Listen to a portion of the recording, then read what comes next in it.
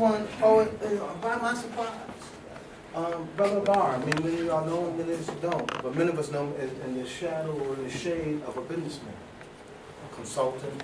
But poetry touches so many. So I'd like Brother Barr to come up and share his poetry.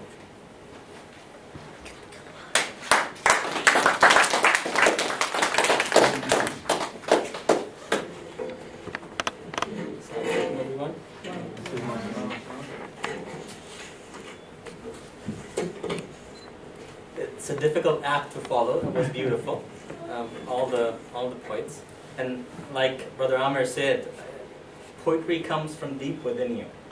Not everyone is blessed with something like that. So when God gives you something that powerful, I think it's incumbent on the poet to really put his thoughts or her thoughts down on paper so that others could benefit from it. So first of all, I'd like to thank the museum here for hosting this evening or afternoon. I know we don't have a big crowd, but inshallah as time grows, we will have more and more people here. But this definitely opens up the avenue for artists, poets, and whatnot to come here and exhibit their talents. So without further ado, I just want to read a few of my works. But before I get into it, I just want to read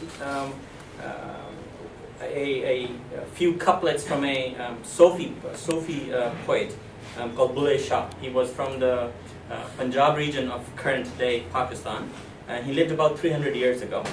And his poetry is very powerful. And it forces you to reflect inwardly. So this is my translation of his work. And it says, by reading books we gain knowledge, yet we never spend time knowing our souls. Our thoughts are shaped by externalities, yet we never contemplate what the heart holds. We've reached the limitless skies, but we've failed to reach our heart's inner folds. So in reality, it's all about inner reflection. And when you see, I guess, the situation around us today, where whether it's governance of our affairs, whether it's like the social affairs, whether it's environmental affairs, political affairs, everything is in a disarray. And I believe what makes it that way is our inability to reflect inwardly. So when you start doing that, automatically you start to balance your inner self. So this next one that I'm going to read is about my internal journey inward, and it's called the inner turmoil. The numbness I have in my soul, this numbness I can no longer ignore. Heedlessness within me, I seldom stand up against and deplore. I march forward to the beat of the drums, unable to reflect and to explore. Myopic, constricted, self-limiting beliefs, my way of life I am programmed to adore. Do I really understand the fundamental necessities?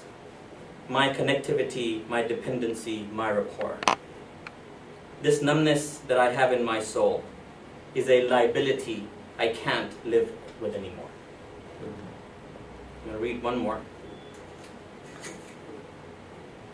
And as you reflect, and as time goes by, it really gives you the ability to stand up to injustice and to call out people that are corrupt for whatever reason anywhere in the world. So this one was written specifically from that perspective, and it's called No More.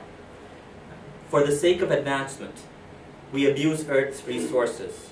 In generating profits, we change the natural courses. No more oil spills, no more waters polluted, no more illegal logging, no more forests depleted. In the name of freedom, we promote oppression. We satisfy our greed. To satisfy our greed, we declare war on nations.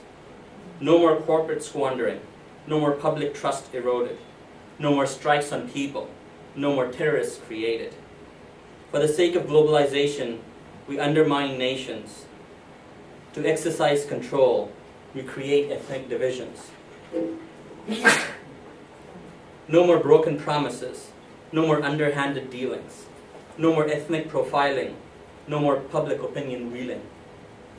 We call it peacemaking, but it's a mere rampage. We talk about civility, yet we perpetuate rage.